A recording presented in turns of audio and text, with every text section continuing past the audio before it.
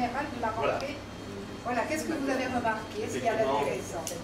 Effectivement, j'ai cédé mon intervention de partie, donc on verra la deuxième tout à l'heure.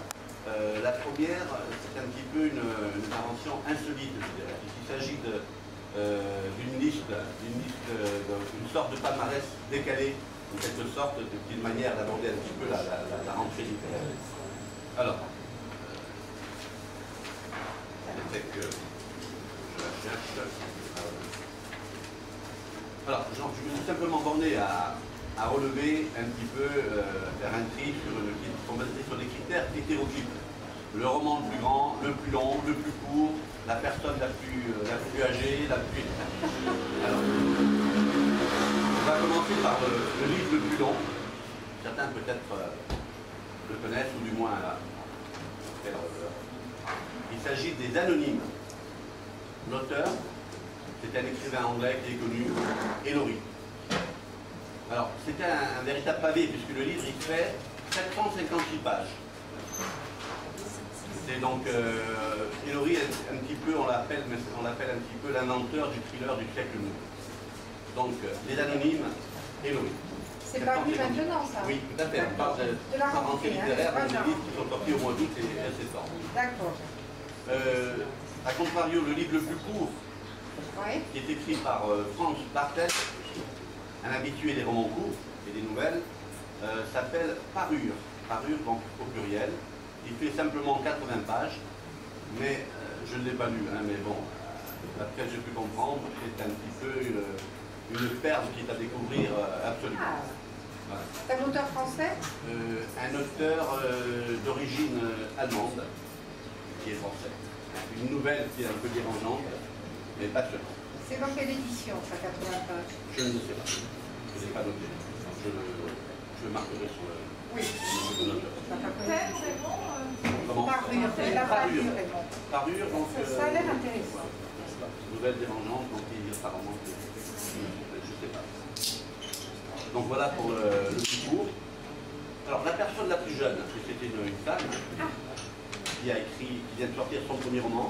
Il s'agit de Carmen Brandy. Carmen Brandy a à peine une adolescente de 15 ans, qui vient de publier Pastel Fauve. J'ai acheté à ma fille. Oui.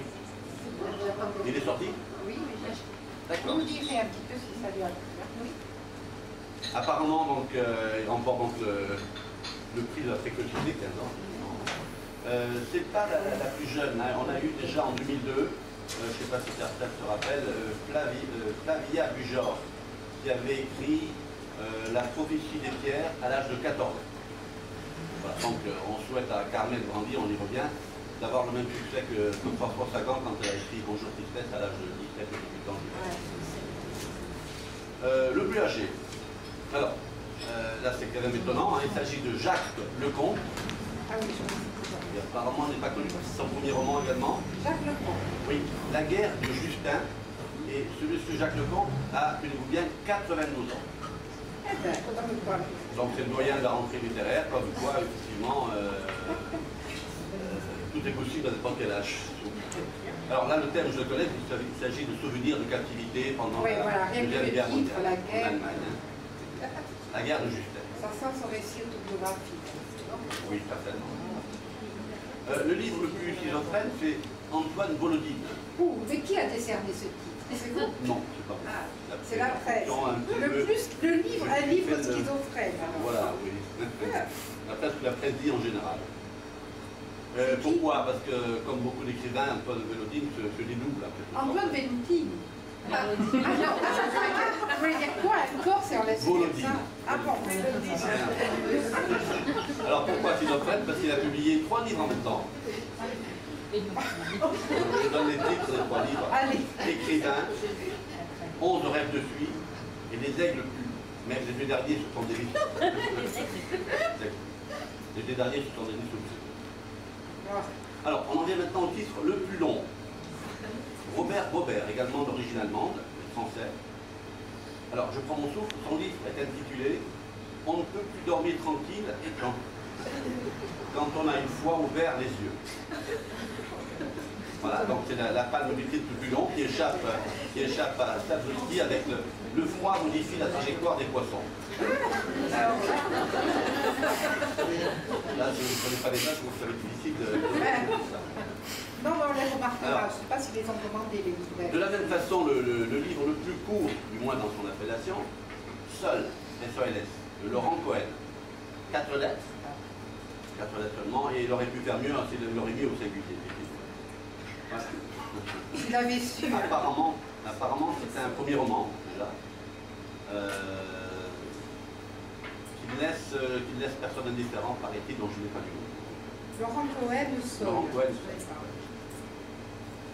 Alors, maintenant, dans la catégorie des livres qui se sont un peu perdus en chemin, parce que ce sont des livres qui sont restés très longtemps en cours de traduction, depuis 1976, il y a un livre Une bien étrange attraction de Tom Robbins et Frères de sang de Richard Price.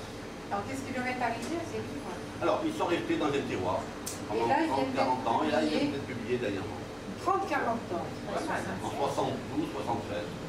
Voilà. Ça veut dire qu'on les a fait ressortir à la faveur de... On ne sait pas. On ne sait pas trop. C'est l'histoire d'un jeune Bien les héros. modes changent, ils étaient d'avant-garde.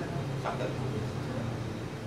Bon, de la même façon, c'est l'histoire de, on appelle ça le roman du bout du monde, un employé modèle de Paul Cliff, qui nous fait voyager, c'est un livre qui est écrit, qui raconte une histoire qui se passe en Nouvelle-Zélande. Bon, maintenant on va parler un petit peu du roman le plus concourable, je dirais. Ah, ça y est déjà. Comme tout le monde peut le lire, c'est La carte.